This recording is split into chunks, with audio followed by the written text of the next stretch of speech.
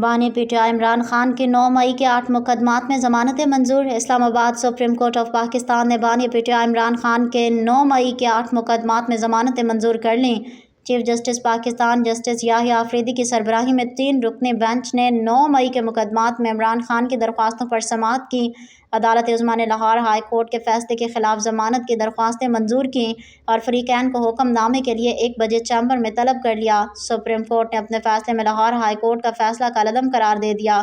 قبل ازیں chief justice Pakistan یحییٰ آفریدی کی سربراہی میں کیس سننے والے بینچ میں تبدیلی کی گئی اور 3 رکنی بینچ میں جسٹس میاں گل حسن اورنگزیب کی جگہ جسٹس حسن اظہر رضوی کو شامل کیا گیا۔ دوران سماعت اسپیشل پراسیکیوٹر ذوالفقار نقوی نے عدالت کو بتایا کہ کل طبیعت ناسازی کے باعث پیش نہیں ہو سکا، جس پر چیف جسٹس نے کہا کہ کوئی بات نہیں۔ چیف جسٹس کے استغاثہ اور عمران خان کے وکیل سے 2 سوالات۔